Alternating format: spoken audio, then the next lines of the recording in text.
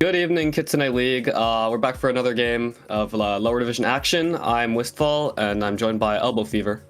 Yo, what's going on, guys? Yeah. So yeah, I said lower division. Wallaby Warlords versus Wooloo Wanderers. Wooloo currently top of the standings. They've gone off to a very, very strong start. 2-0 currently, 6-1 in maps. They played my team, Channel 9. Kind of walked over us, but you know, it is what it is. Wallaby Warlords, on the other hand, a bit more of a tumultuous beginning to the season, to the tournament. They are currently 1-2, having lost their first two games. But I mean, their last one was a very impressive reverse sweep against She Blue Inu. So they are looking to get back into form against Wooloo Wanderers here. Wooloo Wanderers, on the other hand, looking to continue the streak of dominance that they've gotten off to. Our first map will be Nepal. What do you think? What comps do you think both teams are going to run? How do you think they're going to start off the series? To be honest, it really depends on the map, but what I'm most interested in, honestly, is looking at Wallaby Warlords a little bit more, because a team like this, you know, especially one that are going to be seen as the underdog, a lot of times people can sleep on them.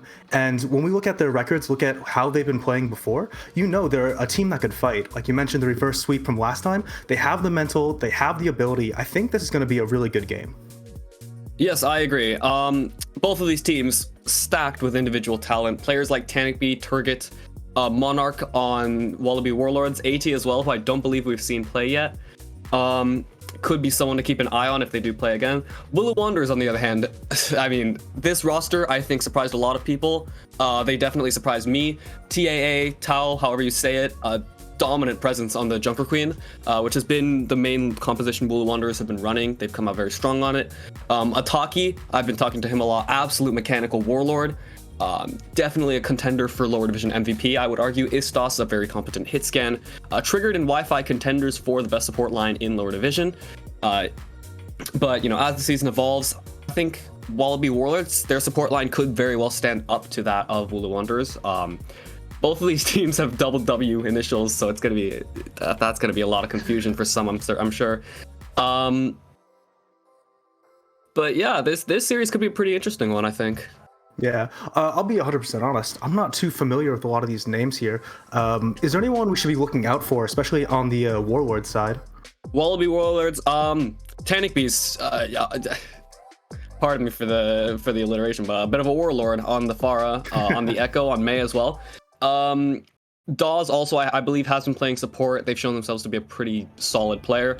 Monarch, as I mentioned earlier, very, very good flex support. Four as well, pretty solid. But overall, yeah, this roster, I think, has a few good pieces. It's for Wallaby Warlords. I played them in my first match of the season. I think the main thing I noticed was I really want to see them start putting together the individual talent, playing more around those individual talents, because when they can do that, I think they can be a very solid team. Absolutely, and right now we're setting up this game. It looks like a pretty close mirror matchup. Only real difference is the main support at the moment, and I'm curious if they're actually keeping the Sith, especially if we go into this high ground off the rip. I would imagine they would, just for the teleport, just for the quick access to 2 point, just to be able to speed and then TP to point. But we will find out. Yep, seems like both teams are running the exact same lineup. The Reinhardt, May Sim, Lucio Bath, the standard brawl comp. Wi-Fi a bit ahead of his team, looking to scout a little bit. The Maywall comes out from Tanikby very early on. Yeah, it doesn't really get much. Now Navino going right into the fire just gets burnt down instantly. Koja with the lamp, with the immortality field, does get burnt down. But with the presence of the Reinhardt for Wooloo Wanderers, they're just so much more able to move on to this point and able to make quick work of Wallaby Warlords being the first team to take the point. Absolutely, and on the Wallaby Warlord side, that Ryan pushing up past that choke was absolutely a little bit of an int, in all honesty. Yeah, I mean, Navino, I believe it's been said, his biggest strength, his biggest asset to his team is his value as an IGL, his almost football coach-like nature in game, in lobbies, where he can just tell his team what to do and his team is able to follow up on what he's saying. Evidently, he's doing that now as Wallaby Warlords moves swiftly onto the point, but the Maywall comes out, the immortality field as well. The big shatter from Navino. That's just that. There it is. There's a football mindset in play. Appropriately, he is wearing the football Reinhardt skin. And Turget and the Monarch just able to walk over Wooloo Wanderers on the back of Navino's shatter. 100%. You gotta love to see, especially when a Reinhardt is in his element, pushing up exactly how he wants to, taking controlling that space so beautifully. The real thing, though, that separates a good Reinhardt from a great one is how patient they can play, making sure they can, even when they're on the back foot, still be playing at their best. Yeah, I fully agree with that. Now with Wallaby Warlords entrenched on that point, we're going to see how good TAA, or however you say it, is at playing that more passive style. The Immortality Field's coming out from both sides, the Sim Wall from Turget, the Blizzard from Emmy, the big value splits off so much of Wallaby Warlords. Now Monarch and Daw splitting off into different directions, Turget alone on the point will fall accordingly, Emmy gets 2 picks, Ta with a 3rd, Wi-Fi with a 4th, and Wooloo Wanderers, a little bit of a hiccup, but now they've established their control on the point. Such a back and forth game, just both teams throwing everything at each other. Yeah, really. I mean, that's your standard brawl matchup, really. Which team can get enough of an advantage to just go onto the other team, can find the targets, the opportunities to run onto the other team. The Sim TP coming out with quick engage onto the point from Dawes, from Navino. The Blizzard comes out from Tanic B. That's a very, very good Blizzard. Wi-Fi frozen up and taken down instantly. The Immortality Field from Kojo just buys time for only delaying the inevitable, really, as Turget and Navino gets picks. Emmy, smart stall from them. Wooloo Wanderers now climbing up to 60% on the point, but Wallaby Warlords will be able to take it back. Absolutely. I mean, this has been super tight. Honestly, let's see what ultimates are online. Only a Shatter really in play for this fight. Maybe in the mid-fight we'll have Emmy with the Blizzard, but I mean, it comes down to which Rein can hit the Shatter and which can block. Yeah, I agree. I mean, Taw's already used his, Taw's already used them, so it's all on them to block the shatter. Good rotation. That's a really smart rotation with the Sim Teleport. There's the shatter from Navino, and again just lays the hammer down, lays Wooloo Wanderers to rest, as now Wallaby Warlords climbing up to 80% on this point, coming to last fight territory. Turget, I think, killed 4 there. My goodness. Dominant presence on the Symmetra. Now it's getting kind of dire for them, for Wooloo Wanderers. Yeah, I don't know if you noticed that, but Nevo, or I think that's how you pronounce his name, was Navino, able to read. Yeah, Navino was able to read that rotation above him and perfectly set up that shatter play. I'm super impressed. Yeah, I mean, that's the kind of dominant tank play you love to see. But now the Blizzard from Wooloo Wanderers, I believe it was, came out. Emmy and Ta getting 1 each. Daw's in a very bad position. Navino takes out Ataki, somehow amidst all the chaos. But Ta able to trade out the life of, avenge his fallen teammate, but Tanic be the last one on the point with the Blizzard. The Ice Queen will take her throne, and Wallaby Warlords will take this first point. You'll love to see that. My goodness, again, what a crazy fight. Could barely even see what's going on. Yeah, I mean, oh, there goes the. They say Overwatch 2 was Blizzard said Overwatch 2 was supposed to reduce visuals clutter. I mean, look how that worked out. Moving into Shrine, I believe this point is called. We're gonna see Wooloo Wanderers on the Junker Queen comp, which I was honestly expecting. We know they're very, very good at this. This is what they played in their first 2 matches, which they won pretty handedly. Emmy on the Sombra, Ataki on the Genji. There's a few very different variations in DPS line the teams can run here, but Wallaby Warlords sticking to this Reinhardt comp. Wi-Fi again, first to the point, scouting. This Junker Queen comp, it likes to play more like a dive in a sense, with the commanding shout from the Junker Queen being the main engage condition. But it's forced out so early already. The May wall from Tanic getting big value, but somehow amidst the chaos, Navino falls. Tanic and Turget though avenging their fallen comrade, taking out Tao and Wi-Fi, who this Junker Queen comp relies so heavily on, with Emmy falling. Wooloo Wanderers beaten back. They're gonna have to retreat, and Wallaby Warlords take the point. Yeah, I think this game's going to really come down to who's going to be able to set the tempo, who's going to be able to make the first engagement. Because if Emmy is able to get good hacks, good positionings, find value on that Sombra, they're going to destroy. But if Wallaby can push the pace and take the fight on their own terms, we're going to see the map completely flip, just like we saw now. Yes, I fully agree. I mean, they're already showing that fast play, getting Tao already isolated and burnt down. Kojo now falls off the map, but Wi-Fi trades out Turget. So maybe a slim window of opportunity, but Ataki on the Junkrat now, a bit of an interesting pick from him. Yeah, I would definitely say so. I mean, I actually kind of like this idea. It's just a high burst. You can definitely be very evasive with these mines, and even the trap in some very certain situations can save your life. Yeah, I agree. It's really just, can Wooloo Wanderers respond with the cohesion that they really need to play into this Reinhardt composition? Monarch and Tanic be popping ults early, though. They can't even get their ducks in a row before Wallaby Warlords are already on them. Ducks, or Daws, Turgets, Tanic B, Navino, all getting picks. And for Wooloo Wanderers, it just seems like they can't get anything going. It's like they're blindsided before the fight even really gets to start. True. I mean, we can just look at the ultimates right here and figure out exactly what they're going to do. Look for another Maywall, go in deep, and we're going to hit the beat for the tempo. Oh, and a yeah, pick and right be already. That's a big pick on Ataki. That's. I mean, you're close to that Riptire. That's already off the field. Now, Wallaby Warlords, their point percentage climbing up to 80%. The Maywall comes out from Emmy, just a desperate attempt to make anything happen, but nothing's really happening. The shatter from Navino, they're all on the ground. Tao getting burned very low. Big beat from Wi-Fi to keep him alive. Turrets. Navino falls. Now Ataki comes back with a pick though. The Riptire out.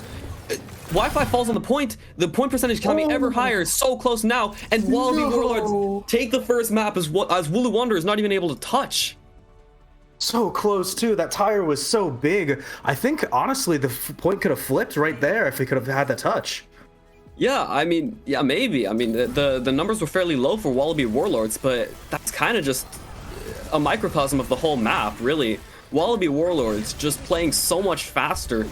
Taking Tao especially, I felt like off the pace, making them seem kind of unsettled, unsure how to play into the Reinhardt composition.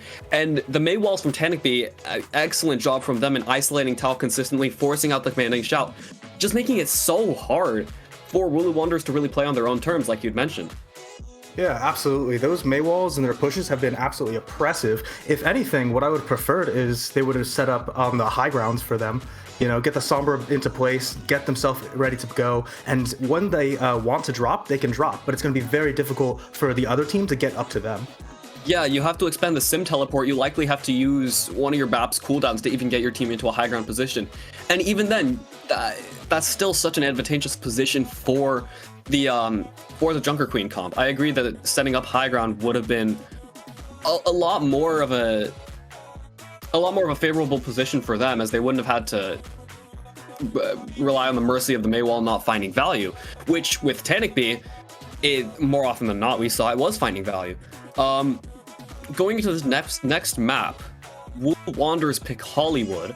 We're gonna see Istos, the hit scan, more of a hit scan player, coming in for Emmy, the flex DPS. I believe the last time we saw Wanderers on Hollywood, they were playing a Junker Queen comp quite a bit. They did swap to Diva mid-map though, Istos favoring those snipers and seeking to lean more into the sniper base, the more static, the divier composition relative to the Junker Queen. Yeah, I mean, Hollywood's such a high ground based map. It's so difficult to just stay on points and do your thing. I'm actually really curious if maybe this is some sort of counter pick against the team that is really good at that rush composition. Yeah, it might be. That being said, Wooloo Wanderers, their bread and butter is also a brawl composition, a rush composition, in the Junker Queen. But my thought is maybe they just don't even want to opt into the Junker Queen duel. They feel they can't really take it against the Reinhardt composition, which, and when Tanic when Navino are playing so aggressively and really so well, I can't even really blame them. It's just that just forces you to play so a little differently, which maybe they're not really used to. Maybe they want to opt into something different. Wallaby Warlords, what is that abomination on my screen in the top left corner? The Zarya? You don't like? I don't. Okay, so the Zarya into the Junker Queen, I think is fine. Like, you farm charge off bubbles, you Reaper TPs in to force shout, to force support cooldowns, and then you go off of that. But the Ana Zen, I really don't like into the Junker Queen. Reaper Sombra, I guess I'm fine with. But the Ana Zen just presents such a. If the Ana Zen play on Cafe, like I'm imagining they would, it's one rotation and your backline is completely at the mercy of the Junker Queen, which is the worst possible situation really for a composition Absolutely. so reliant on playing slow like that. Yeah, but that's only if things go wrong. You gotta remember that Zen Ana is extremely dangerous. The extra damage, the anti-nades, the sleep dart, even with Suzu, sometimes that's not enough to survive from such a deadly duo. That is true, yeah. The Ana Zen with the angles, with the high ground, with the space that comp is going to be, or that their backline will inevitably be given into the rush composition, it could get a lot of value. It all depends on execution, really. Obviously, the match is paused. I believe it was one of the DPS on Wooloo Wanderers is, or not Wooloo Wanderers, on Wallaby Warlords. See, there it is. There's the mix-up that I was predicting would happen. It's really inevitable, isn't it? But yeah, this is an interesting compositional matchup. I don't believe I've seen anything like this really in scrims and matches and anything of the sort. But yeah, I mean, personally, I want to talk more about that Zarya. I just think their comp in total is it's super aggressive. We talked about already sort of the Zen Ana being so dangerous with their utility and just damage output, but something with that Zarya Reaper can be super dangerous. It's almost basically like having two different tanks at a time, both extremely deadly and extremely survivable, especially when they get to play around high grounds. Yeah, I agree. I mean, the Zarya bubbling either for herself to get charge off of the Junker Queen Carnage, the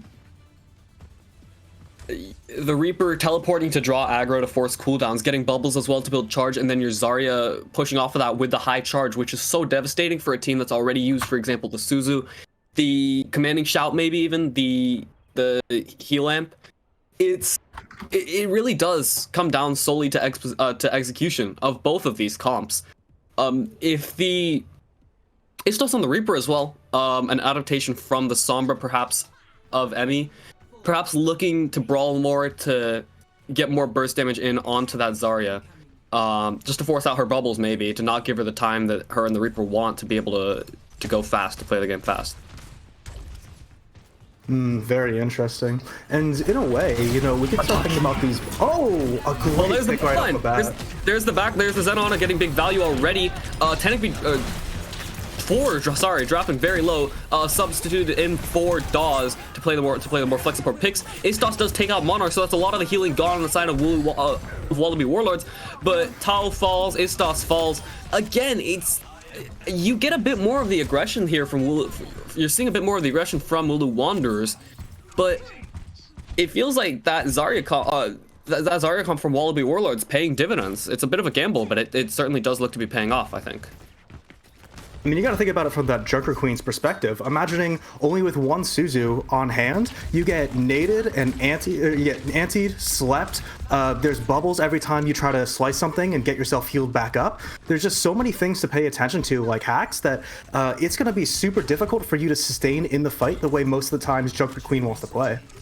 Yeah, I mean, Ataki, a mechanical warlord on the Genji, but if he's not getting the space, if he's not getting the opportunities he needs to get value out of those mechanics, like you evidently won't be getting, as Mod 4 already taking out Kojo so early in this fight. Navino now able to walk, very high charge, just walk into the backline of Wooloo Wanderers and wreak havoc. Ataki, though, there's those mechanics I was talking about, taking out Turget, taking the Sombra out of the fight, which is going to force the Zarya comp of Wallaby Warlords to play at a faster pace, which they're not accustomed to. And in that scenario, Wooloo Wanderers, they have Wallaby right where they want them, and they make quick work of them. Moving on to this first point now, looking to take it. And this is not the first time we've seen a little bit of an overextension from the side of Wallaby Warlords frontline. I mean, that was out of position in reality. They pushed up, they took the space, but they really needed to give it back as they're running out of bubbles, as they're losing LOS of the Ana, and allowing the enemy team to like get back all their cooldowns. Yeah, that's part of the issue, I feel like, with that Zarya comp. When your Zarya walks, she walks forward, takes space, she still has to remain so cognizant of her backline. But now, with Monarch postured on this high ground, with Wooloo Wanderers really just crumpling in that fight, it becomes a lot more favorable for them, I think. As Wooloo Wanderers, they do have all 5 ults, but so do Wallaby Warlords. And if Turgan can get value out of this faster EMP, four falls early. Istos with the beat or with the Blossom sound barrier from Wi-Fi comes out. Tanakby though getting 3 with a nanoed Reaper Blossom. The Beyblade meta is back. When did this happen? Tanakby lets like 4 there, and Wooloo Wanderers what seemed to be a 1 fight quickly turning to disaster. There's a 5K. Someone play the Ace sound effect from Valorant. He just killed everything. I mean, absolutely. And when you just dump every utility into him, give him a bubble, give him a nano, let him ult, you know, throw the grab for him to finish it up. I mean, it just, everything comes together. You love to see it. Yeah, it's great. Istos swapping onto the Hanzo, though, the hit scan pick, which they are very evidently more adept on, taking out 4 very early in this fight. Now that's Transcendence to Wallaby Warlords off the field. That's one of their big sustain ultimates, which they really needed to survive the Dragon Blade from Ataki, the Kitsune Rush from Kojo, perhaps. The Rampage from Tao, it's kind of nullifies the Transcendence entirely if you can hit those anti-heal effects onto people or onto targets of Wallaby Warlords. Now, technically, both Reapers really are Tanakby and Ataki dueling over this high ground. The Transcendence comes out for 4 straight out of spawn. The EMP from Turget as well. Ataki burnt down mid-dash. Doesn't get to pull the Dragon Blade out. The rush from Kojo invested perhaps to turn the fight. Navino, though, high charge with these bubbles up, is going to get burnt down. Istos getting another big pick, another critical headshot on the Turget. Kojo's taking out Navino, or taking out Tanakby. Tao and Wi-Fi getting picks. And Wooloo Wanderers, now they're the ones turning the fights against seemingly all the odds once more. Wallaby were swapping onto the Rhine comp. Interesting. And we're seeing such an amazing amount of healing. My goodness, I would love to play Reinhardt with an Ana and a Baptiste. You're just never going to die in these games. Yeah, you get so many resources. It's almost too many, really, as both of your supports have so much single target healing that it kind of hurts the utility for the team. But Navino isn't gonna care. He's gone into the backline. He's taken out his Taki. Tanakby following up with another clinical Blossom. A Target getting a pick onto Tao and swapping onto the Hanzo actually. And Wallaby Warlords, this Rhine switch, it just seems like it might just be Kryptonite, really. Yeah, 100%. I'm still waiting on this Nano Blade. Oh my goodness, here we go, here we go. The Nano Rhine pushing in. Yeah, the Nano Rhine walks onto Tao. Tao doesn't die. Istos does, though. Navino with the Shatter. Is he going to pop it? Is he going to? No, he will fall. The lamp from 4 is just a hair too late. Tanakby tries to escape, fades out of the Wraith, and will only find the waiting knife of Kojo aimed straight at his head. Turget, though, taking out Ataki, so... Oh, man, this poor Genji player, man. He's just never going to get to play. He's just not having a good time, but neither is 4. Wi-Fi just using the mobility of the Lucio to take a bit of space, finish off a nice little kill. Wallaby Warlords, though, coming up on some key ults. Monarch swapping onto the Lucio. Fascinating. Oh.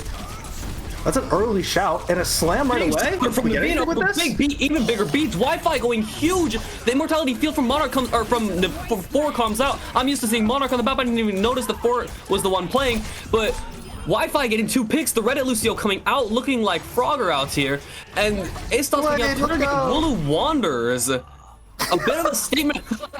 No, Ataki pops the blade.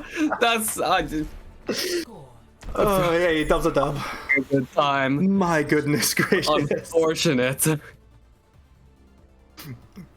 Oh my goodness. I mean, if anything, I really like the play. I love the aggression that we're seeing from the defending side there, just trying to push in constantly. But I mean, that Shatter, while a really great Shatter, I think it's just on the wrong targets. Personally, I've always been such a big advocate of solo ulting things. It's just such a free kill most of the time. Even with beat, you shatter a squishy, pin them into your back line. Even with that extra HP, your team focuses and it just dies. It's a free kill and often will convert into free fight wins. And I think going for the biggest shatter possible in that play, trying to go for that Jugger Queen, was kind of a mistake, and it allowed the attacking team to hold on. Yeah, I think the other big thing I noticed was you don't hit Wi-Fi. The sound barrier is up. Like, that effectively nullifies the value of the shatter, of the sound barrier. I mean, I wonder if that was all tracked correctly. We can't really tell.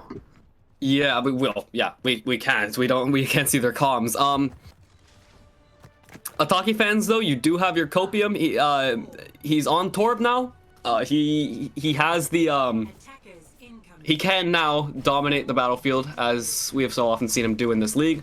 Wooloo Wanderers on a bit of an adaptation of the Joker Queen comp, with Istos on Hanzo, Ataki on Torb, perhaps looking to play a bit more static, a bit more pokey, a bit more like a double bubble composition of Overwatch 1. Technically with a sim teleport onto high ground, really good from them to cut sightlines, to take up so much space here. Really, you're bypassing the entire issue of having to move onto the point now by teleporting onto Cafe. Navino dropping very low. The Carnage from Tao gets nothing. Wi-Fi dropping low. Ataki's Torb turret falls. Tao just gets melted too close to the sun. The rest of his team on high ground not really able to help. And now with a sim charged, okay, I was gonna say with a sim charge, Wallaby Warlords should just be able to walk onto the point. But Istos, what is that? Was Istos? As Istos gets two huge picks, Ataki falling, but there's still such a big window for Wooloo Wanderers. Though Istos falling now, I mean, Wallaby Warlords capping ever more of the point, and they will be able to get the full cap. But Istos, what was that? Yeah, I mean, you gotta give props to that Hanzo play, just going for the headshots, landing some great kills, but losing your tank so early on, it just means you can't be able to stabilize, and as the fight drags on, you know, you need to get those picks right away, or it's not gonna matter. Yeah, you really do need the Junker Queen to be able to take space, to be able to engage. Target on this Sojourn, a comfort pick for him. It takes out Wi-Fi instantly.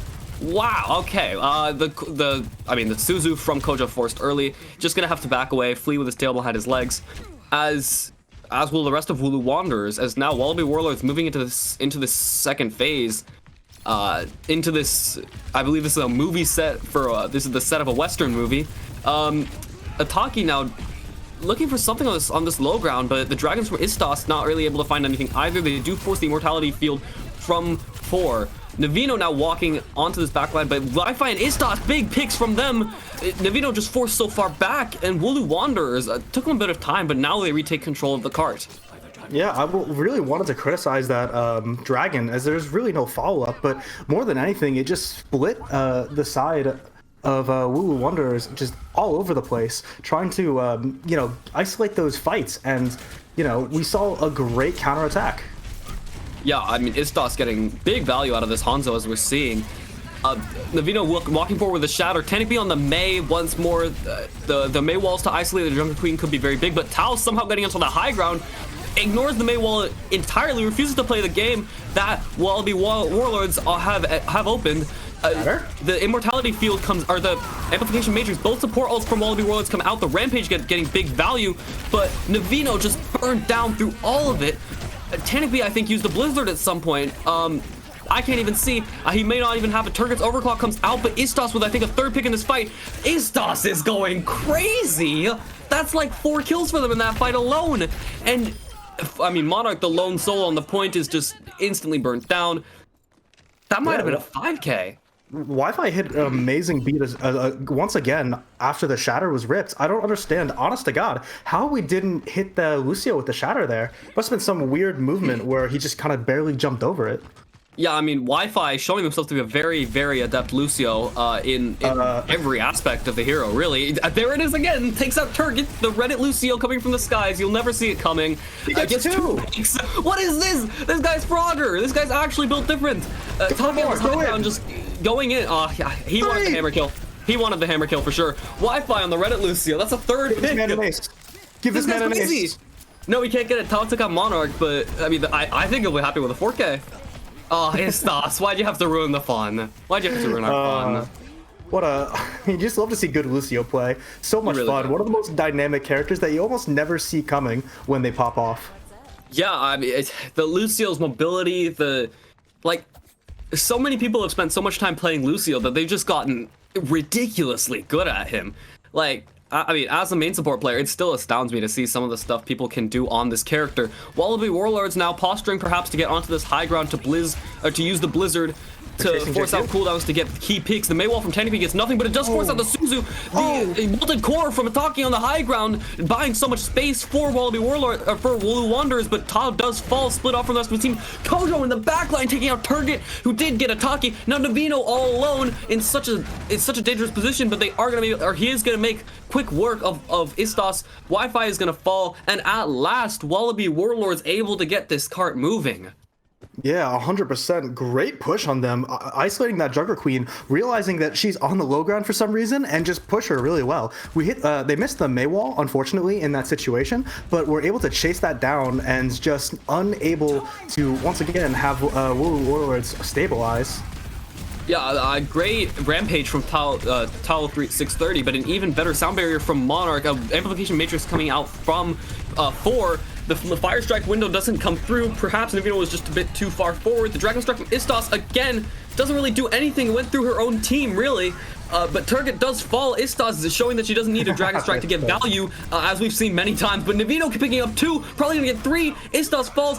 Tanipy and Navino really just bailing their team out, showing the rest of the team how to do their jobs. As with a little more than 40 seconds left, Wallaby Warlords, unless Kojo can pull off a miracle, unless Tao can come back and pull off an absolute miracle, the Kitsune rush comes out. Navino gets burnt down. There's the miracle somehow against all the odds. Wallaby Warlords so close to capping the second point, but they will not be able to, as Ataki coming back on the Reaper takes out 2. Istos again. Such a mercurial presence on this Hanzo, and Wallaby Warlords with 30 seconds left, they're beaten, they're battered, they have to get something here. They need to touch.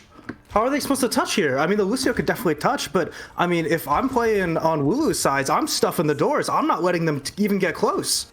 Navino already chunked down so low, has to force out, swapping onto the Diva, Turget onto the Tracer, Ataki, there's the Death Blossom, an absolute domineering presence showing Tanipy that he too can play the Reaper guy. It isn't even Friday, but it's working somehow. Tanipy with a Blizzard trying to make something happen, does take out Ataki, takes out Wi-Fi, maybe a glimmer of hope, but Kojo will put an end to those hopes, will dash them against the windshield of the... I don't even know what kind of car this is, but Tao with the commanding shout looking to make something happen. Big rampage, but it's cleansed instantly by 4 swapping onto the Kiriko. Monarch on this Lucio somehow coming back to buy time. Istos though with the Dragon Strike, there's one that gets value. Ataki on the Tracer taking out his opponent number and target. And Wooloo Wanderers, a big statement to come out and win that fight. Hold Wallaby Warlords just before the second point and set the score to 1-all. Let's say both teams are just like popping off. Even when going down, they're fighting for every inch, every step. In this fight in particular that we're watching right now, this team was 2-man down and they dropped everything to win this fight. It's something really awesome to see, and I'm glad to we're seeing it now. Yeah, both teams are really leaving it out on the so-called field. Insane individual plays from every player. Like, you've seen Navino hitting the fast shatters, just going into the backline and dominating. Turget getting big value on the Sojourn at times on the, I believe it was the Symmetra. Tanipy, big blizzards, big blossoms, just the usual for him. Monarch with a couple crucial sound barriers, 4 as well, getting big value to keep his team alive. Tao, great rampages. Istos, I mean, I've waxed lyrical about Istos, an absolute warlord on this Hanzo.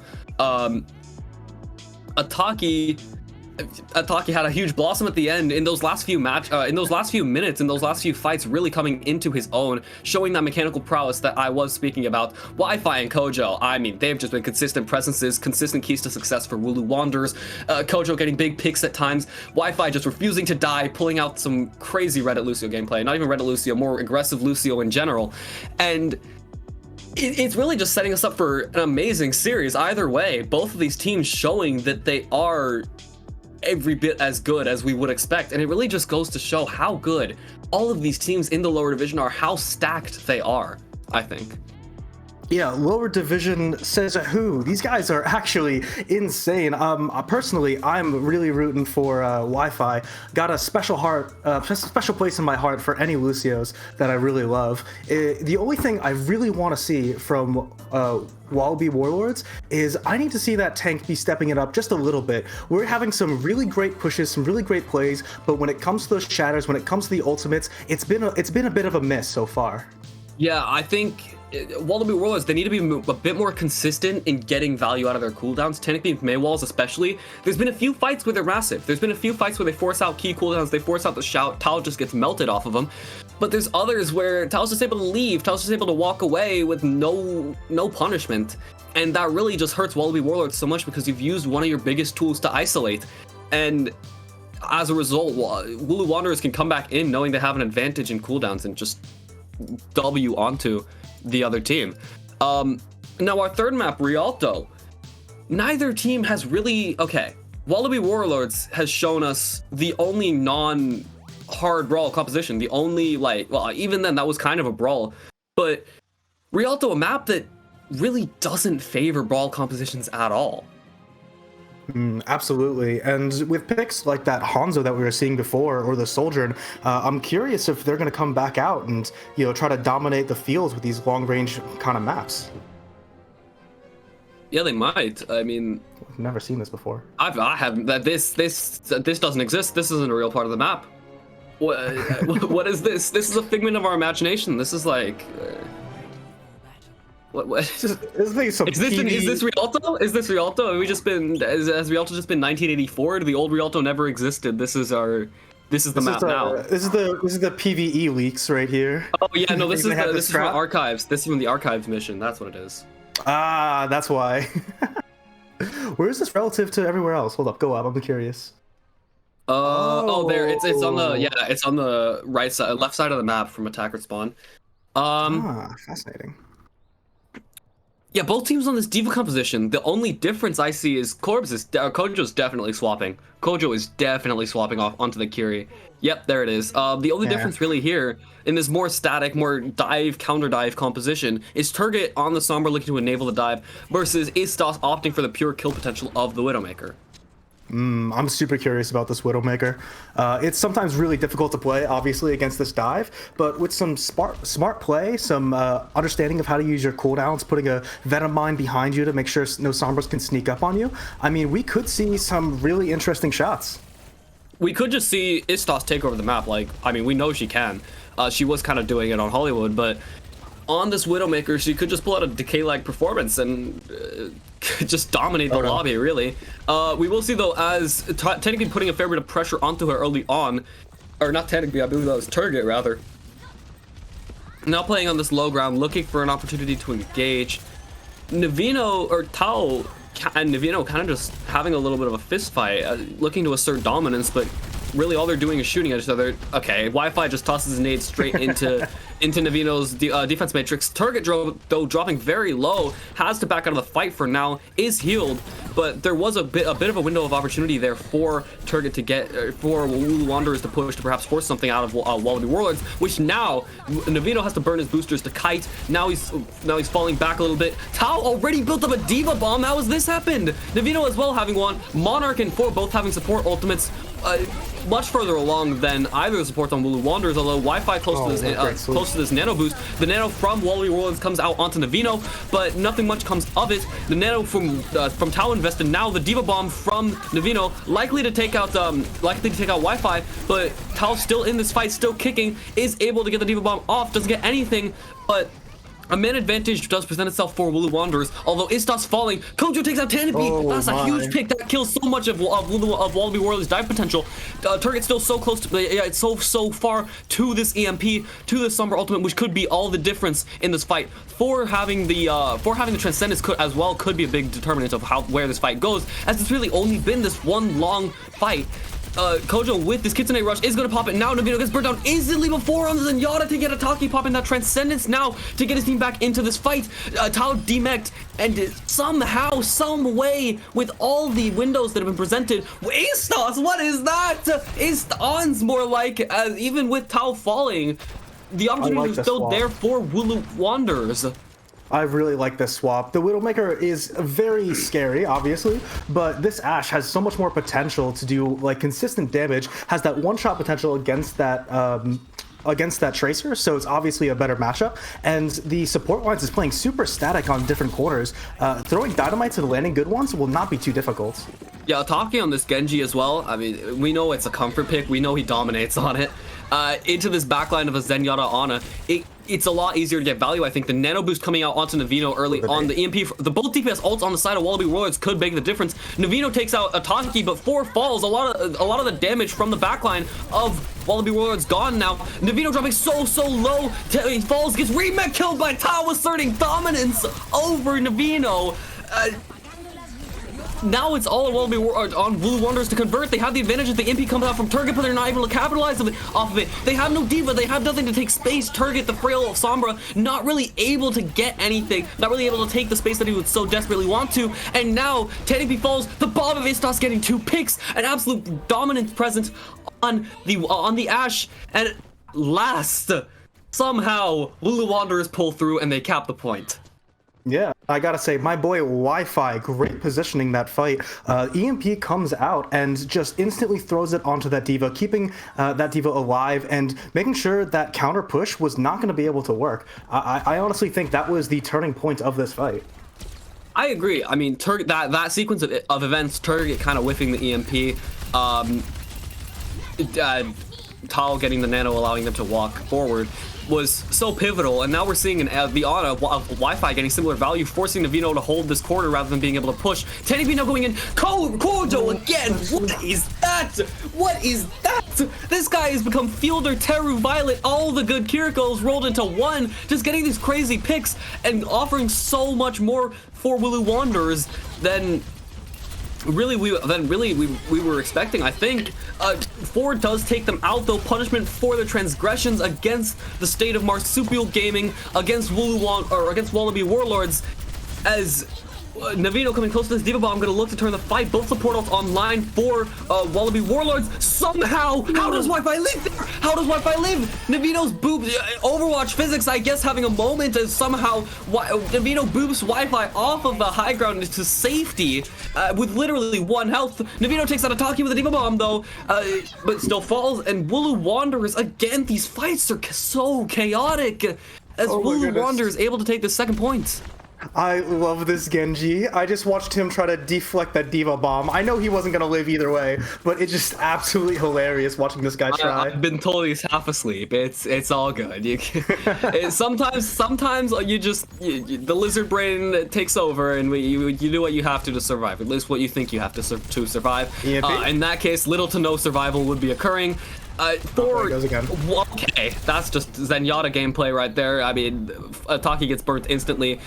Turget, really good Zarya bubble from investment from Navino to perhaps keep Turget alive in that fight. The Zarya switch could be very big. The diva bomb from Tao comes in.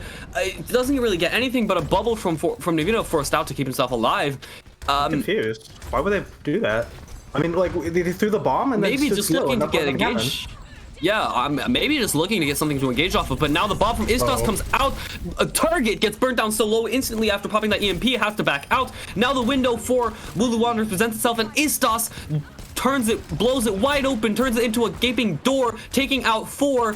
I don't know how I got that to rhyme. Navino now in a very bad position. Ataki swapping onto the Cole Cassidy with a nano invested onto him to just walk, make use of those mechanics, just dominate the playing field. But the transcendence from 4, very well timed. Turget getting 1, Tanami getting 1. Navino able to walk with a high charge Zarya, which he does always want to do, showing that trademark aggression. And Wooloo Wanderers. To just that's just brutal. I don't know if you noticed that fight, but Turget hit that EMP, hit 1 person.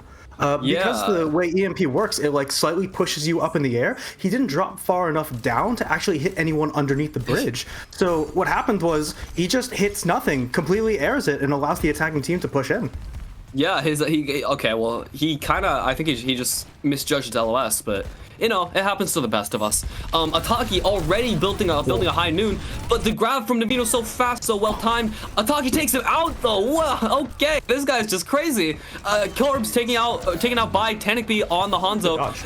Oh no, okay, Tanikby flew right into the fire, but somehow he wore fire. He got some fire resistance armor at the perfect time. Gets 3 now. Tanikby, this guy's coming alive, coming into his own, showing Ataki that he too can play the hit scan characters. Istos onto the Hanzo. Okay, well now they're onto the respawn simulator. My boy, Navino, man, really threw a grab out there and then stood still right in front of everyone. Got absolutely decimated. Yeah, the point I'm moving into overtime for Wooloo Wanderers, I hadn't even noticed amidst all the chaos, amidst all the funnies occurring in this moment. Wi-Fi falling, Turget on the Sombra. Tao, no! They didn't touch! They're half second too late, and that half second makes all the difference. As Wooloo Wanderers stalled. Their push crumbled on third point, really, and they can't even complete. Oh, jeez. Just inside the... Oh, Dawes, no, Dawes, brother, bro, Dawes, please. Dawes, you're benched, you can't be talking, I beg. Oh my goodness. I hate to see it, honestly. You could definitely tell they were trying for it. And it's so deceptive, too, the points whenever it caps like that. I mean, because what happens is when it runs out of time, there's like a half-second delay before it actually shows the little thing. So often people get really caught up in the moment and completely miss out on the touch. Oh. Yeah, I mean, it just happens. You get caught up in the heat of the moment. It happens, really. But now the onus is on Wooloo Wanderers to pull out a defense that can match or even better that of Wallaby Warlords to full hold them. For on the Zenyatta, she has been getting some crucial picks. I think if Wallaby Warlords backline can get more consistent value, it'll put them in a great position. For on that Zenyatta showing that she can get that that value at times. It's really, I think it's just more on Navino to enable her, to enable Monarch, to enable Tanakby, for Turget to set up Navino for these dives, for Tanakby to be getting the picks, the spam damage that he needs to be getting. But if they can do that, it's very winnable for Wallaby Warlords. I just question if it's also, however, on Wooloo to do the same. Now the anti-nade from Wi-Fi instantly coming onto Turget. Ataki falls though at the hands of Tanakby, so there's the crucial pick. There's the all-important first pick that's really gonna hurt the ability of Wooloo Warlords to, or Wooloo Wanderers, Wooloo Warlords. I'm just getting fully tongue-tied now. What is that? What is that kill? That's straight through. That's threading the eye of the needle. Tanakby able to take out Wi-Fi somehow, some way. He will fall for his for an absolute check-in game at him, PC. What was that? What? I'm lost for words. I'm actually fully lost for words. I don't know, just get rid of the carry, I guess, you know, get rid of... These supports have been so insane this game. I felt like last map, it was all about the DPS, but this map, I'm seeing so many great plays from both sides of these supports lines. I just can't wait to see what else they can do. Yeah, really, I mean, both of these teams, super talent, so much individual talent. At this level, it really comes down to teamwork, to synergy. Winton, let's go! Ataki on the Genji now, avenging the canonical story, avenging Genji in the canonical storyline, where Hanzo is the one to deal the nearly fatal blow, really. But Wallaby Warlords, their backline beaten, forced backwards. Yeah, she just doesn't live there. It is what it is. Really, you go next. Yeah, what an interesting adaptation here. Yeah, I like it. I think Tao just wants to get onto the backline of Wallaby Warlords. Really just force support cooldowns to keep each other, for the supports to keep each other alive. Turget now staging for this EMP. That's going to be the big condition for the win condition for Wallaby Warlords. Kojo swapping onto the Brig as well, a bit more of an anti-dive pick. The Turget still holding this EMP, the zoning Dragon Strike from Tanakby, able to do its job effectively. Ataki on with a nano invested, looking to wreak havoc in this backline. Tanakby dropping so low. Ataki not able to finish the kill. Navino with a very aware defense matrix usage to keep up his Hanzo and able to take out Ataki. The bubble from Tao just to keep himself alive, not really able to take space or do anything much for that matter. The Primal Rage comes out, but so many ultimates on the side of Wallaby Warlords. The EMP comes out, but it doesn't get anything. Navino now dropping so low. The rally investment from Kojo, but Turget! Big pick from them. That could be everything in this fight. Tao taking out Monarch, the anti-nade from Wi-Fi. Amazing from them. But Tao going huge, taking the 3 out. 4 no! The Transcendent is just a hair too late for her to save her team. And... okay, that's not how that interaction is not how that works. The Winston jump should not be killing there, but the clock dropping below. That's crazy. Ataki dying with the nano, not being able to get anything done. Then we get the diva who just doesn't remech, waits a little bit too long, gets punished for it, and then a transcendence. Oh, that fight fell apart in so many funny ways. Yeah, it really just is a comedy of errors. The Benny Hill soundtrack playing in the background, but it won't be playing now as Wallaby Warlords, they swapping onto the Jungle Queen comp, taking out Tao early. The Nano Reaper instantly invested, instantly getting value. Well, okay, Ataki on the Dragon Blade, he's showing that he can do that thing too. He can do things too. He has the Nano Blade. And look at the Coxall out here. As 10 seconds left on the clock for Wallaby Warlords, you have to touch. But I mean, look, no one's in a position to even get close. Yeah, exactly. I guess it has to be Navino with the commanding shout, or she's swapping onto Lucio to get something. But I mean, just okay. a 5v4. Yeah, it really is. Target falls instantly for so low on this Lucio. You can see she's moving to the flex support. Oh my god, Tenic B! Tenic B, you gotta press the button, you gotta press the melee button, I beg. Monarch taking out Istos, showing that he can play Kiriko too, I guess, but it's so little, so late, and it will not be enough as Wooloo Wanderers pulling out a crazy full hold, really, and able to take themselves to match points. Yeah, and Wanderers, look, we're on thin ice. The entire defense, it felt like at any point they could fall apart, but just with as much scrappiness as possible, keeping themselves together. What an impressive defense. Yeah, I mean, it really does speak to the level of individual skill that these players have, that they can so consistently pull out these ridiculous plays. And I mean, every game kind of feels like this now in this division because all these teams are so stacked. Like, every team has these just insanely talented players that can pull out crazy plays, and really it becomes, like I mentioned at the beginning of Wallaby Warlords attack, of Wooloo Wanderers defense, it becomes a question of who can play better as a team.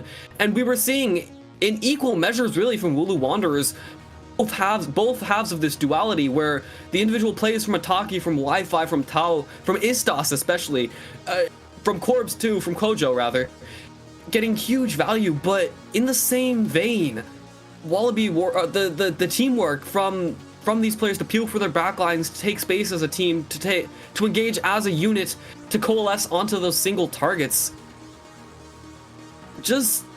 it's just really impressive from both of these teams. And this final map could be the sole determinant of who wins the series. I mean, Wooloo Wanderers could win, but it also could be just an absolute madness from Wallaby Warlords to take us to map 5. Like, this match is really just shaping up to be something special. Yeah, I'm honestly predicting a game 5. What I'm noticing from both teams is just when the fight starts breaking down in the mid-fight, that's when you get to see all that experience. That's when you see all that teamwork, when they're coming together, when a lot of their individual plays start flowing together. The thing that I think would push one team over the edge has to be the start of these fights. A lot of times I'm seeing a little bit of sloppiness getting the fight started. If we can get an explosive beginning, a good dive, a good push, a good May wall just to run something down, sort of like we saw in Nepal, then we're going to see some crazy explosive gameplay, and we're going to see one of these teams run away with it. But until then, it's just going to be a scrappy fight in the middle. I think they are running away with it. The thing is that both teams are catching up so quickly with each other that no team can really run away if they're both running past each other at the same speed. That being said, though, we are going to throw it to a quick break. Hopefully this next map is going to provide the same level of entertainment, the same level of crazy individual plays as these previous 3. But yeah, for now, I mean, don't go anywhere. We've still got we've still got some Overwatch left. Both of these teams do.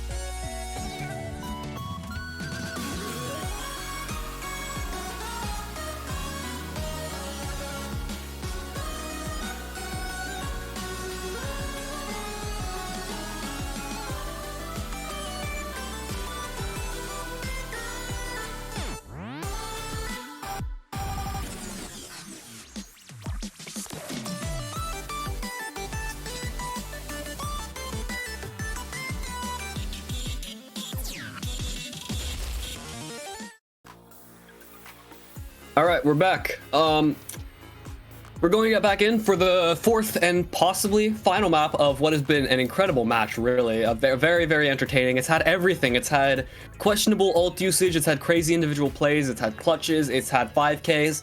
And I really hope the action will continue at this level going into Colosseo, which will be our fourth map. 100%. I cannot wait to see Colosseo. This is going to be a great map, especially because both these teams really love to run that rush, or at least very brawl-like sort of compositions. I think this is going to be the real test of which team is going to be pulling ahead. Yeah, it really is. I mean, Wallaby near the bottom of the standings.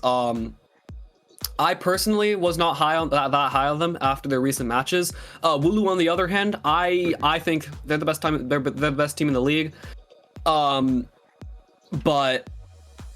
both Wallabies made such a statement here, playing Wooloo so close on the, or taking that first map, playing Wooloo close on the second. Nearly full holding Wooloo on their defense, on their Rialto defense. So both of these teams having a positive map record on Colosseo on this next map. This one, I think this one's going to be the best one we've had thus far. This is going to be the best map we've had. Yeah, you guys are going to want to wake up for this one because it's going to be a fast-paced. Colosseo known for its quick fights and quick games indeed. Yeah, I mean... all of Push really is. It's speedy matches, speedy gameplay, speedy matches. Sometimes you'll just see a team get speedrun, get 2 or 3 fights in, and then the other just completes the map instantly. But other times, like the last time Wooloo played this map, it was actually fairly close. We saw, I believe it was Shiblu Inu pulling out some crazy swaps and just constantly rubber banding in these fights between like getting progress, well, Shiblu getting bits of progress, and ultimately Wooloo was able to finish out the map. But I guess not even the duality, the variety in how the variety in how push maps can play out. It makes it a pretty interesting scenario. And with how these two teams, with how the matchup between them two has been playing out, I think we will see more of the same in that regard.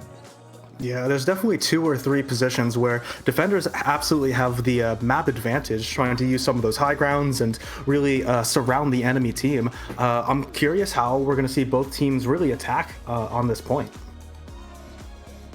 Yeah, I agree. I would imagine we see both teams running out on the Junker Queen. Obviously, we don't know.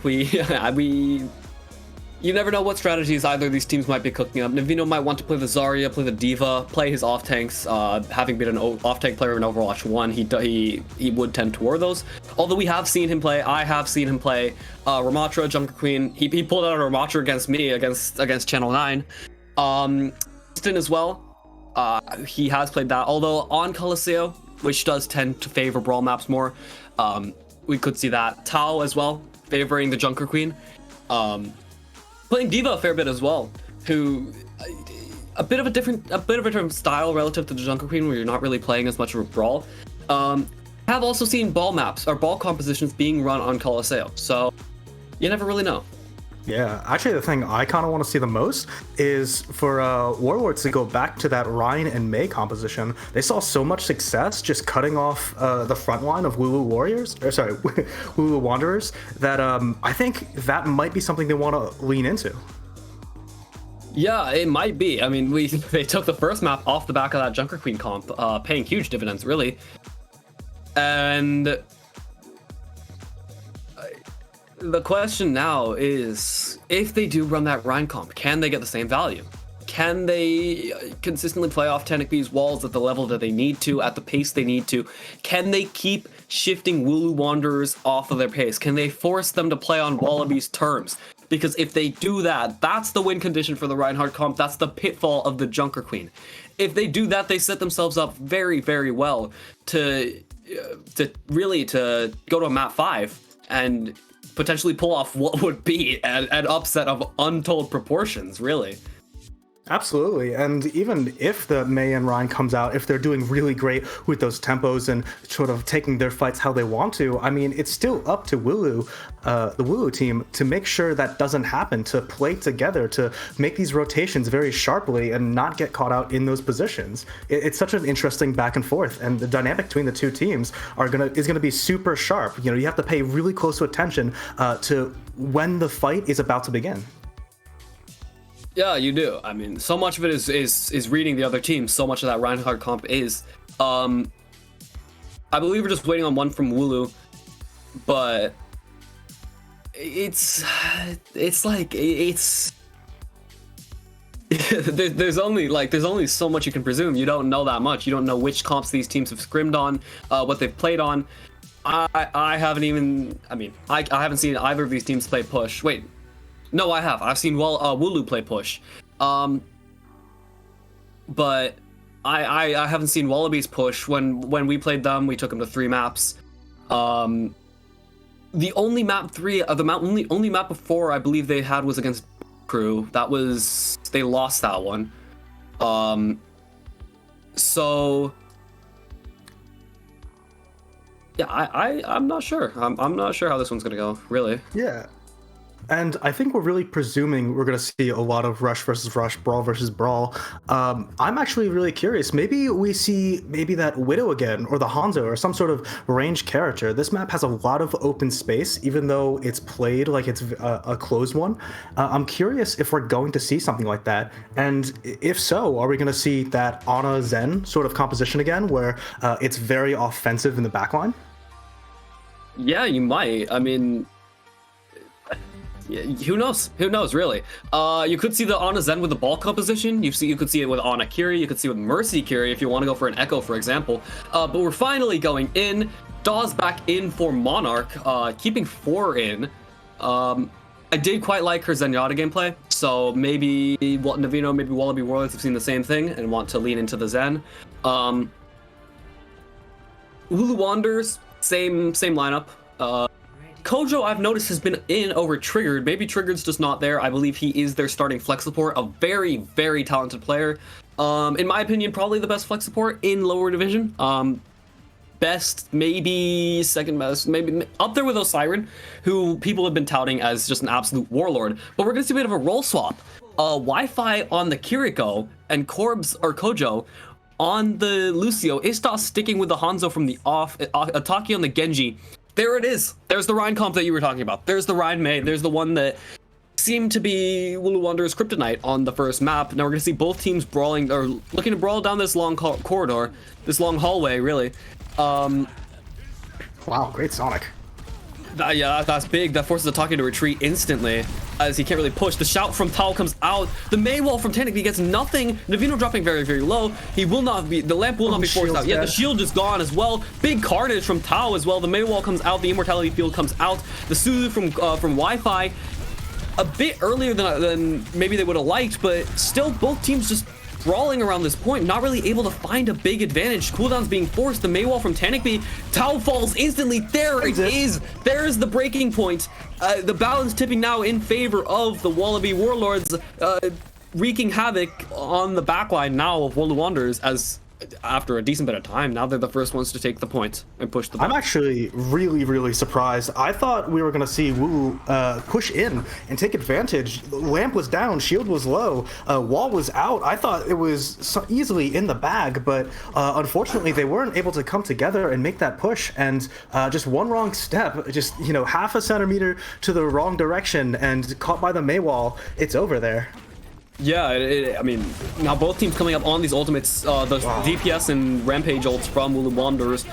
Wallaby Warlords, everything except the Reinhardt Shatter. Navino just has to leave. Wallaby Warlords, a pretty wise decision in my opinion, opting to leave and take a fight on their own terms. However, the Mei wall was forced, and Navino dropping so low. There it is from Tao. That's what you want. That's what you want the Jumper Queen comp to do, to take the fight on your own terms. The Blizzard from Tanakby now coming out to offer a window of opportunity. All it does though is split Tao off even further, who will fall. But the anti-nade from Wi-Fi swap got to the Ana, which I didn't even notice.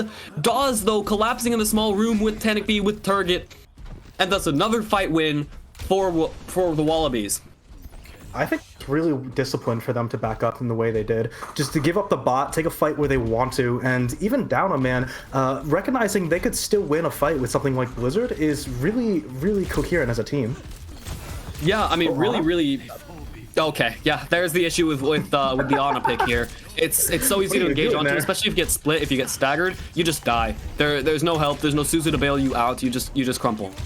Going back to your point about the kiting from Wallaby Warlords, I mean, Navino being the football coach, that's what I mentioned before the match, is his biggest asset is his IGLing, is his brain.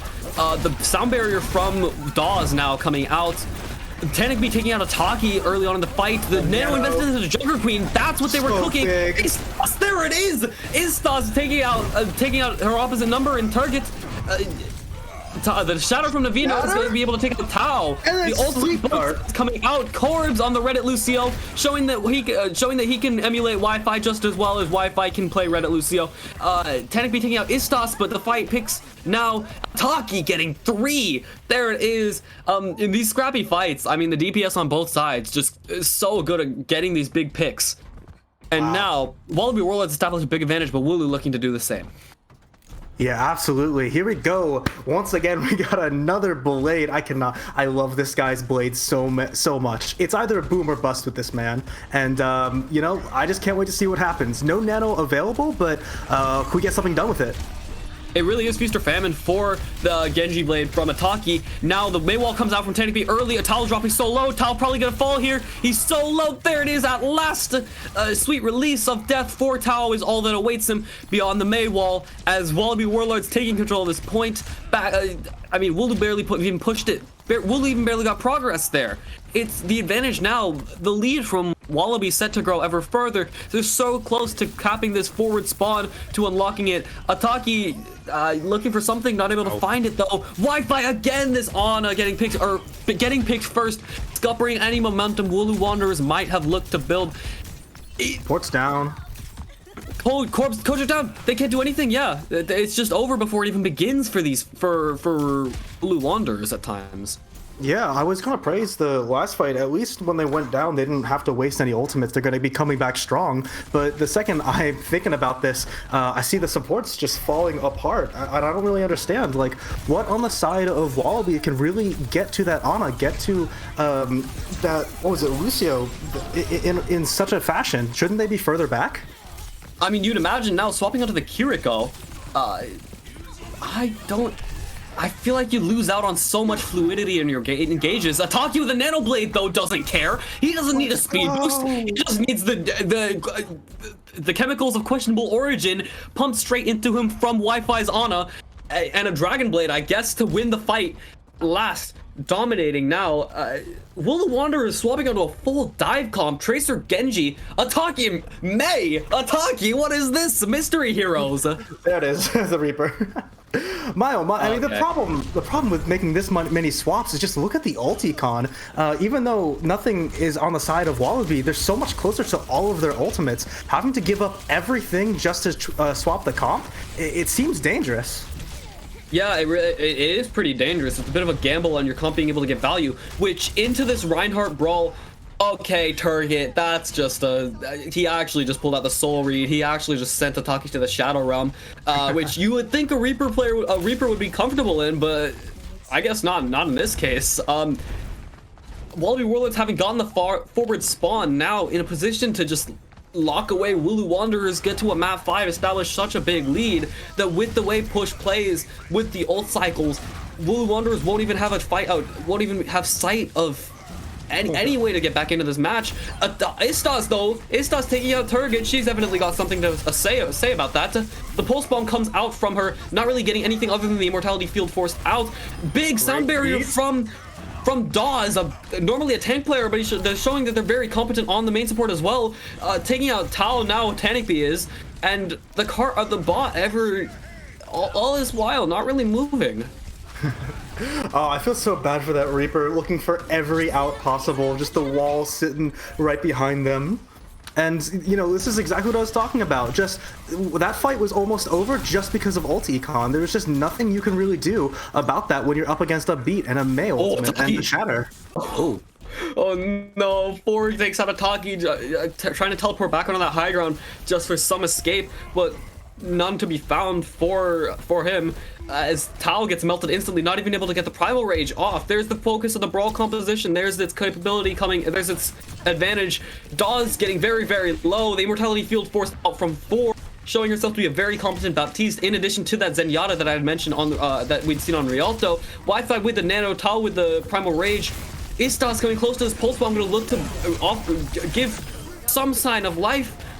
And okay, well, Tao doesn't need the Primal Rage, with the Nano invested onto him, getting 3 picks now. Navino crumpling into the Hellfire shotguns of Ataki's Reaper, and once more, Wooloo won a fight, but they're at such a big disadvantage. Absolutely. Only 2 more minutes. They basically just cannot be stopped right now. And while they have the ultimates to do it, they're going to be burning it this fight, trying to get this progress. I think this is basically a lock for the Warlords. Yeah, I would imagine it is, with the ult advantage they have. Navino with this Earth Shatter as well could do so much. Target though, Istas very clean, looking like proper on this Tracer. Navino falls though at the Navino takes out Ataki though with the Earth Shatter onto. Oh, the pin is so huge. Oh, that's criminal. That's just criminal. Pulse Bomb only takes out the Immortality Field. For a bad position though. Wi-Fi, there it is, the dive Lucio, the Reddit Lucio. We saw it time and time again, and now the all has returned to its rightful place for the support line of Wooloo Wanderers. But I question if it's gonna be enough now, is even with the ultimate. Okay, Dawes just fell over. Dawes just fell. How? With the sound barrier. What was that? Dawes just crumples through the sound barrier. The Blizzard from Tenekby invested. Navino and Turkey getting picks. What a great seducer. Tenekby. Oh, that's really nice. Ataki caught on the outer edges. Just falls, and now Tao has to retreat. Now there's not even a minute left. That's a crazy fight. I mean, like, coming into that, Wooloo had 3 ultimates and Wallaby had absolutely 0, and yet just such great fighting, great job holding on as a team and swinging this fight back in their favor.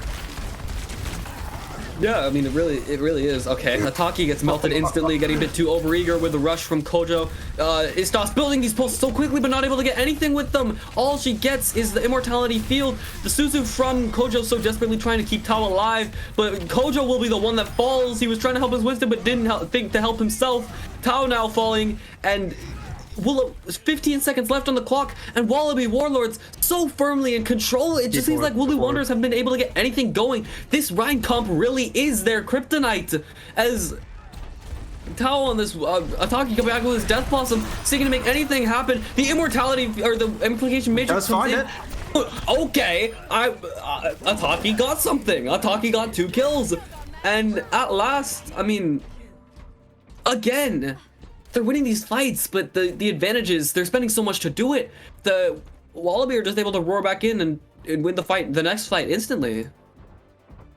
Absolutely. These fights are getting super, super desperate on the side of Wooloo. I'm just really worried for them. Shatter in play. We're going to have a dragon to split the team. I mean, with Wi-Fi's ultimate and the final coming up, is that going to be enough? Oh, Ataki. Oh, big Suzu. That's so good. The Suzu! It's not enough. It's not enough. 4 individual getting picks. Ataki, the DPS line of Wooloo Wanderers fall. Wi-Fi and Kojo, the support line, soon to follow. Tao, a lonely monkey swinging around on the point. A lonely scientist, rather. I've heard he gets annoyed about that, the Winston does. But it won't matter, as Wallaby Warlords take us to 2-all, take us to a map 5, and they have shown themselves to be so much better of a team than really anyone coming into this match might have expected. Like, so good to watch them play on the composition that they just dominated the first map with. This is exactly what I expected, and this is what I want to see more from them. Oh, hold up. Yeah, it really is. It's such a statement from a team that's 1-2 that got 3-0'd in their first match of the season and looked lost after, but I mean, recently have seen to gain more momentum. Did get an excellent reverse sweep. Now taking a team that everyone was thinking to be the best in the league, or at least among the best, to a map 5. Like, where has this come from? You really have to ask, because it seems like this level of cohesion, this level of confidence in themselves on this Reinhardt composition have just been so nice to see, really. Like, it's unexpected, but I mean, competition in any scenario is always a good thing, especially in one such as this, in such a league as this, where there's so much talent. Absolutely. And honestly, after a game like that, it's going to be extremely hard to come back from the side of Wooloo. Mentally, you just got to be a little bit upset about what just happened. It felt like every time you took a step forward, you got knocked 2 steps back. It felt like Wallaby always were pressing the gas. It was so difficult to get anything done. And with no break now, how are they going to come back to finish this game off? I really think that break might have hurt them, honestly. It might have killed a bit of the momentum they would have had. And that could have been the reason why they couldn't seem to get anything going. Now, going into our 5th and final map, Busan, Emmy's gonna sub in for Istos. So I would imagine that means they want to play the Sombra. They want her on the Sombra, on the more flex DPS picks. As we've seen, they have Istos in when they want to play more hit scans. I question if this is the right pick, because if this is the right decision, because Istos has been so good on the Hanzo, on the Tracer, on the Reaper. Even like, Emmy's a competent Sombra, I will not deny that for a second, but into the solidity of the brawl composition, into this stone wall that they've been seeming to put forth, you may well need the pick potential that Istos provides, the clutch, the X factor, the ability to get these crazy picks. But who knows? I mean, Wallaby know themselves better than I, or Wooloo know their own team better than I do. I can only guess, really. And I mean, into this final map, it's all on them. It's all on Wooloo to respond, to show that they have what it takes, to show that when tested, they can come out on top. And if they can do that, I don't think anyone can question them as the top of the league. But Absolutely. We will be having to pay more attention to to Wallaby Warlords. 100%. And what they lose in firepower at the TPS slot, they're gaining a lot more capability as a team. Things like that Sombra hack, things like that Mei wall we saw Emmy play before, that's going to be super crucial. And we've been seeing that it's been working super well for Wallaby. Maybe taking a page out of the book saying, if we can't beat them, we'll join them. Yeah, I mean, it's... maybe they do want to lean more into that team-based compositions, or that team-based playstyle. If they do, I can see it working, but at the same time, the Reinhardt composition has just been such a solid, ever-present like stone wall to the Wallaby or to the Wooloo Wanderers that I don't know if they, I don't know if the Sombra is the play, because again, when they pulled it out last on Nepal, they just kind of got steamrolled. I have been informed Emmy is not on DPS, Emmy's on tank. So this is a massive curveball, actually. Okay, maybe never mind. I was misinformed once more. Wooloo Wanderers, they're gonna, who knows? Maybe they're cooking. Emmy is apparently back on DPS. I was wrong. This final map really is it's the decider in more ways than one. It's the decider of whether Wooloo can be considered a truly top team, whether Wallaby Warlords could actually be could actually be higher ranked than we think they are, could be a better team than we assume relative to the rest of the league. But again, it really is. I think the onus once more is on Wallaby or Wooloo Wanderers, Wooloo in general, just to show that they can respond. Wallaby are 1-0 on this map. Wooloo have not played it at all. So for Wooloo, wow. Untested ground on the final map to some degree. This is not what I expected at all from Wooloo. With the Bastion, I don't know if that's Sim staying, it might just be a TP out, but was hovering on the Junkrat before. That is an extreme amount of damage. I think they're just gonna try to ball up and just make the biggest fist they could possibly make, just to smack Wallaby right in the face. This is gonna get dangerous. Note that Emmy is on tank. Tao is out. What? Emmy, Astos, Ataki, DPS line. Ataki on the Junkrat, there it is. There he is. Oh, yeah, like you said, just a big punch to the gut of the Wallaby Warlords. I don't know why you'd punch a Wallaby, it's beyond me, but Navino going in with his charge is going to look to punch a Wooloo, which in my opinion is even worse. Emmy dropping very, very low. The lamp from Kojo gets burnt down instantly. Trap. His lamp falls, but it's like Wallaby, again, just taking their aggression on this point. The spam from Ataki coming in on the Junkrat, already halfway to a Riptire. Target falls off the high ground. No, you can't be having that happen. And instantly gets taken out.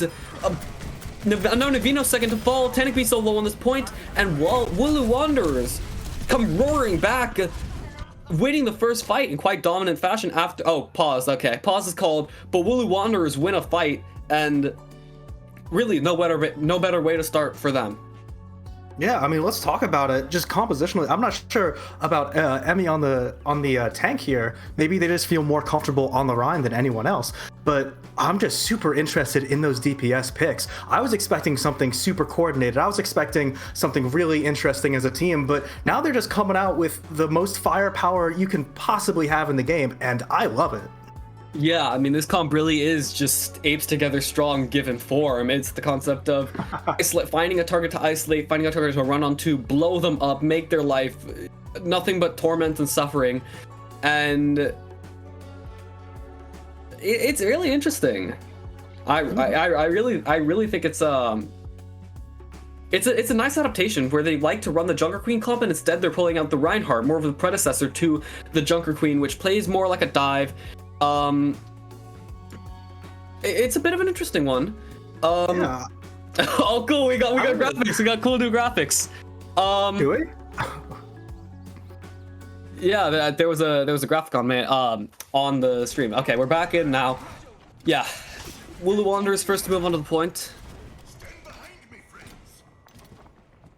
Okay, setting up on this choke. Interesting. I wonder who's scouting as well. There's the Lucio right there. I'm trying to make sure they have everything lined up. Speed in.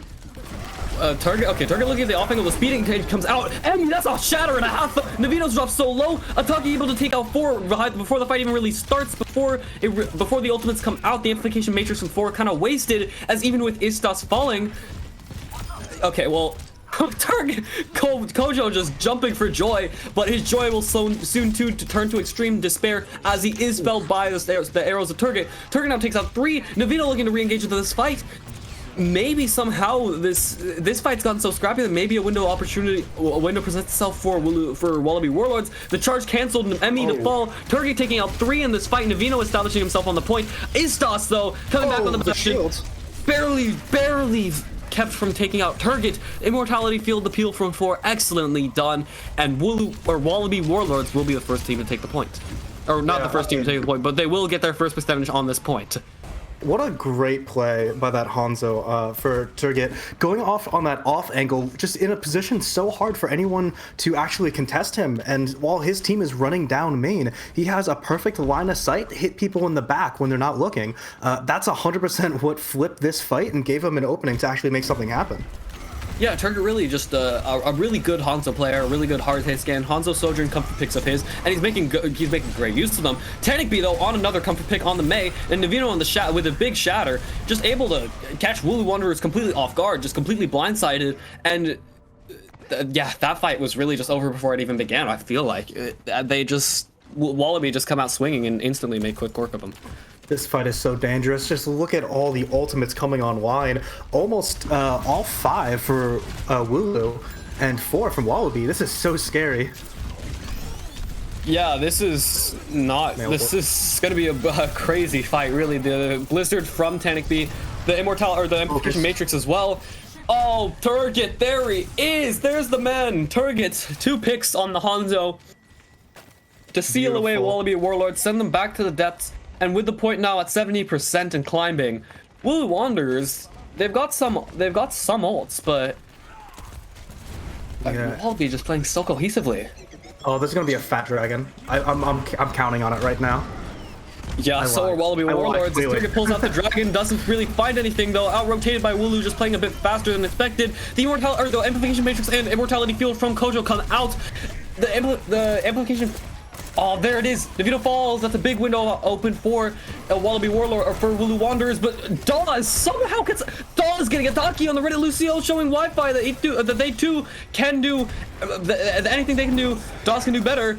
As now moving into overtime. Big shatter from Emmy. There it is. Kojo taking out Tenekbi. Dawes though getting Istas as well.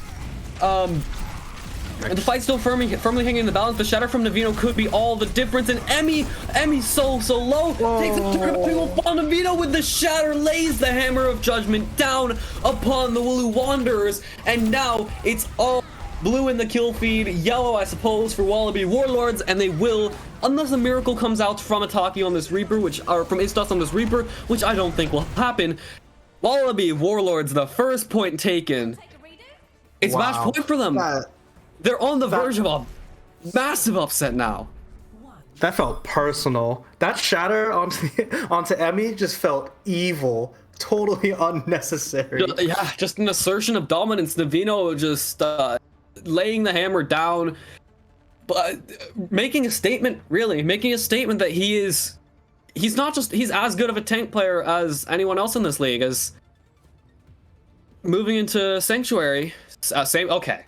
I was gonna say same compositions, but Wooloo Wanderers on a dive, or on a dive, brawl dive hybrid, more of a 6-man rush or a 5-man rush. Yeah, Genji Tracer from Ataki, they really just need to get onto 4. They need to be constantly on 4, can't give her any space, can't have to force her cooldowns out early.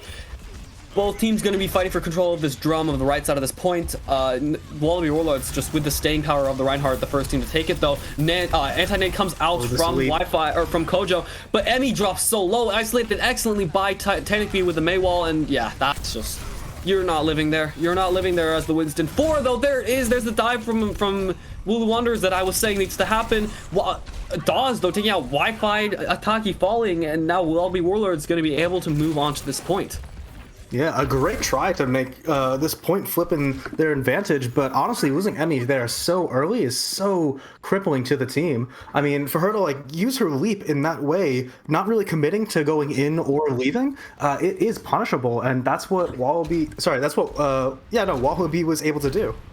Yeah, now Pharmacy swap coming out from Wi-Fi and Ataki.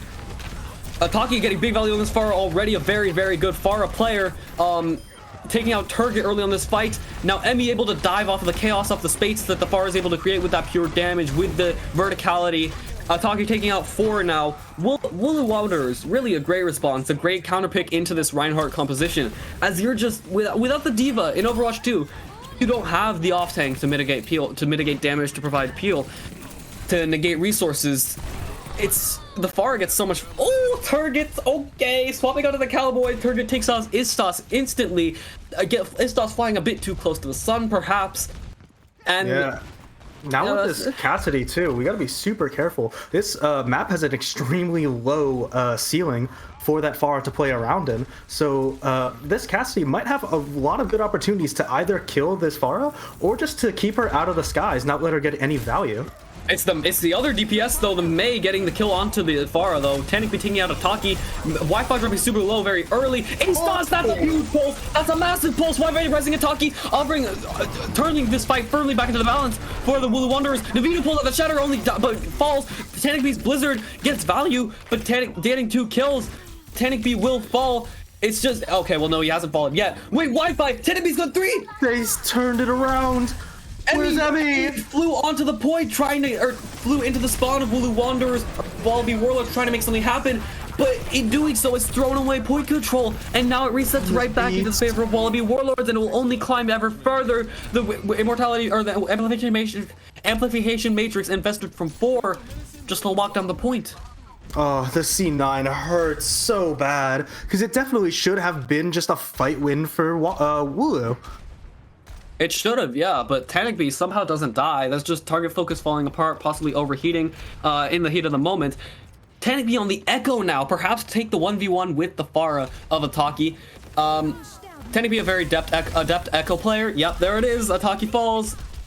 Wi-Fi able to get the res, but drops so low. Disconnected from his Pharah, or his Mercy now. The Valve popped, but instantly taken out by Navino, swapping to a D.Va, just a full dive comp to get onto the backline of the Wooloo Wanderers to negate the value of the Pharah. And now the point at, I believe that's 95. Wait, is that, okay, I can't tell if that's a 7 or a 9, but 8, It's 9. 99. Wooloo have to touch. They have to make something happen. But the numbers are so heavily in favor. Everything's so heavily in favor of Wallaby Warlords. Target taking out Istos. Wallaby Warlords on the verge of what would be an earth-shaking upset, an earth-shattering even, with the Reinhardt from Navino. Wi-Fi taking out 4. She does fall. That's a lot of healing gone for the Wallaby Warlords, but Tanakby taking out Kojo. The same applies to Wooloo now. Emmy onto the Wrecking Ball taking out Dawes. The fight hangs in the balance. Sataki on the Genji, ever present in this series, able to take out Tanakby. Navino falls. Wooloo Wanderers, with their dying breaths, able to clutch out one more fight. But look at the ults from Wallaby. It is so scary watching these fights go back and forth like this. Oh, It really is. And I really dislike the swaps being made from Wallaby. Honest to God, I think those fights would have been better off if you kept with a lot of the same characters in your composition. We're giving up so much ult charge just for these counter picks.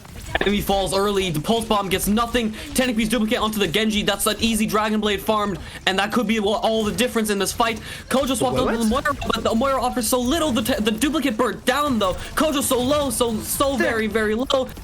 Target 4 big picks onto Istos and Wi-Fi, respectively. Kojo falls, and it's all blue in the kill feed once more as Wallaby Warlords.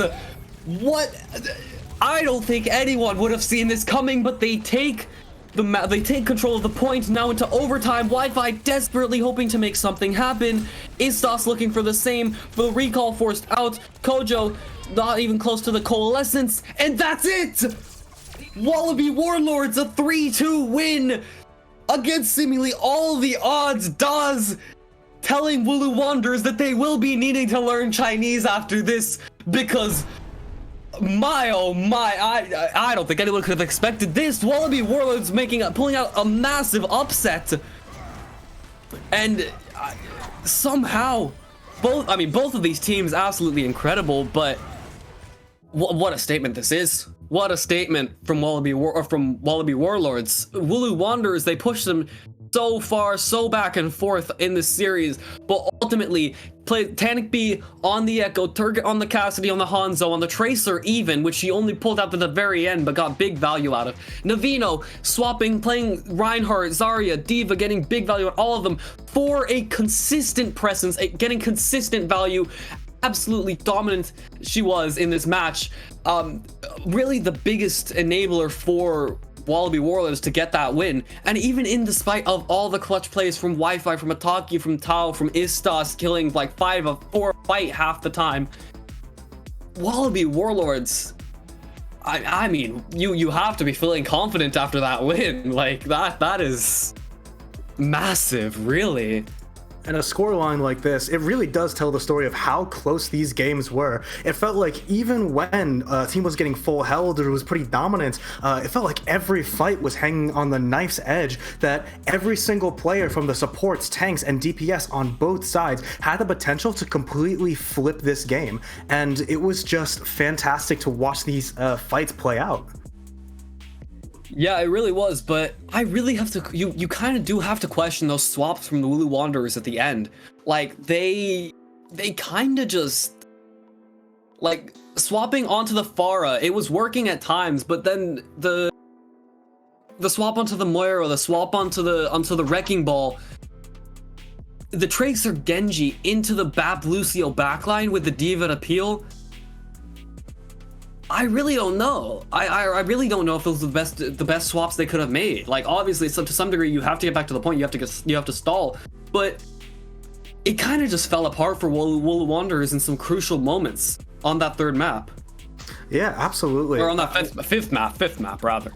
Yeah, absolutely. I'm always really critical of swaps just because how much it changes everything, and there's too many things to be paying attention to actually make those swaps in game and still stay coherent, still play for your same win conditions, still understand some of the macros and micros of each individual and as a team. There's just too much going on, and you're also giving up so much ult charge, giving up ult economy. It's so difficult to make those kind of swaps work. I think it's fine to go back to that Cassidy, try to fight off that Pharah. I think it's fine to make maybe a swap on the tank, but to rehaul your entire team mid-map at 50%, I mean, you're of course just going to fall apart there. You're going to run behind, you're going to fall behind, your team's not going to work as well together, and it's going to feel just a little bit more made up.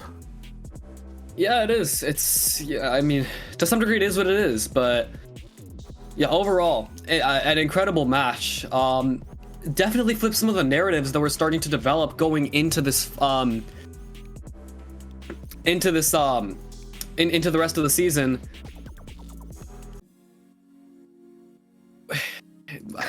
Yeah, I mean, Krabby Krabs and Wooloo Wanderers now top of the standing still, but Wanderers, after this loss, they're gonna have to rebound, and after such a huge upset, like, okay, hang on, my Discord stream is having a moment. After such a huge upset, Wooloo Wanderers, it's gonna be really interesting to see how they rebound. Payload Pals also creeping up in the standings, a team that not many had expected to do particularly well, but they are 2-1. They did pull off a big win against Boat Crew 2 fairly recently. I believe they also beat Scrim Club, and I don't remember who the third one was, but yeah, overall, I mean, all of these teams, insane talent. Shibu Inu, very good DPS line. Wallaby Warlords, we've just seen them. They're very solid overall. Payload Pals, definitely making a name for themselves. Wooloo Wanderers, we saw them as well. Very, very competent. Krabby Krabs, of course, their roster has gotten so much hype for players like Domination, an absolute DPS warlord, players like Yahi, T5K, a dominant Kiriko player. So yeah, as the season progresses, I think it's going to be very, very interesting to watch. Yeah, and as a Maryland resident, I gotta say, I do like the Crabs being up top, but I mean, there's so few games being played already. From number 1 to number 7, the differences in matches are so few, so little, that this could easily flip, and I would not consider this close to what the actual power ranking should be. I mean, first off, look how low down the Warlords are compared to the team they just beat. This could easily fall apart and completely restructure in only a few weeks. Yeah, I mean, it really could. Like, Wallaby Warlords, just a few weeks ago, they were bottom of the standings, firmly mired. Now with a big reverse sweep and another huge upset against Wooloo Wanderers, again, team that many people had expected to just dominate the playing field. Channel 9 as well, directly above them. My team, I can't be biased. I can't say much about them, but I'm definitely very excited to play some of these next few teams. Of course, Wallaby and Channel 9, actually the only two teams I have played. But looking at tomorrow's matches, hey, that's me, let's go! Channel 9, my team playing against Payload Pals.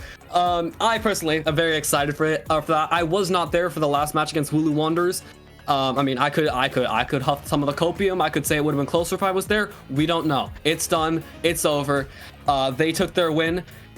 Wallaby as well, same thing. They've taken their wins. Krabby Krabs against Shibu Inu, top of the standings versus bottom of the standings. That's going to be an interesting one, because I feel like Shibu Inu making a few recent trades.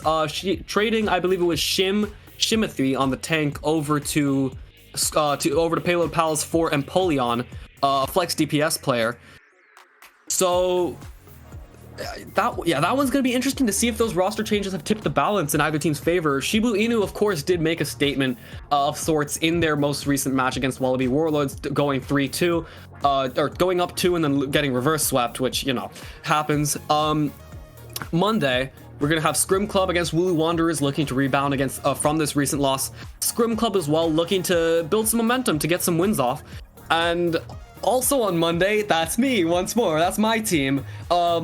Krabby Krabs, we're gonna again, top of the standings, very, very hyped up roster, very, very good individual talent. I think that these two matches for Channel 9 are gonna be those that determine whether we're more of a mid-tier team or whether we can truly challenge with the top. I don't know. I can't say much either way. I'm confident in us. I'm excited for both of these matches. I'm excited for all these matches, really, as we've seen that all of these teams are good. Regarding upper division, Sticks losing 1-3 to Grizzly Bears, a very, very good team. Grizzly Bears widely regarded as being one of the best in Upper Division, from what I know. Later on, we're gonna have 4 matches at the same time. I believe that is okay, 3 matches, and then Black Suits playing Music Society on Thursday. Clammy Clammers versus Pop Abuse. Yeah, this is everyone, I believe, except obviously Sticks, Grizzly Bears, and Black Suits versus Music Society. Some interesting matchups. I think Saviors versus Titan and Clammy Clammers versus Pop Abuse in particular are going to be interesting ones. 2 close teams, being ranked really all over the table by various people in the famed tier lists, famed or dreaded depending on how you look at them. But overall, great night of Overwatch. This has been an incredible match, really. All I can really say is that I'm excited to see how the season progresses. My brother is currently pointing a camera at me. I don't know what he's cooking, but I'm scared. Anyways, yeah, overall, very good night of Overwatch. Very good gameplay from both teams. I'm super excited to see how the season goes on. That's really all I have to say, honestly. Yeah, I have to say, this lower division is super fun to watch. The upper division feels a lot more stable. You can see from their match records that everything kind of makes sense where they lie. But the lower division, everything is so flexible. I'm expecting not just teams to, go up and down, that we predicted them wrong, but I really do expect some teams to get a lot stronger. I think today we saw a true evolution of one of what we consider the lower rated teams, and now we have to compare them to the rest of us. Is that competition, is that drive going to push other teams to get better as well? I'm not sure, but I really hope so, because if it does, we're gonna have some more amazing, really close games like we saw today. Yeah, I mean, one way or another, we are gonna find out. I do expect there's gonna be a lot of close games. For now, it is time to say goodbye.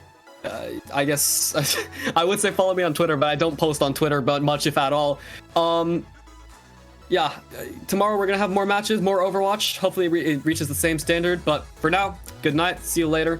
And I don't know if there's some corny slogan, outro slogan or something, but yeah, good night. GG. See ya.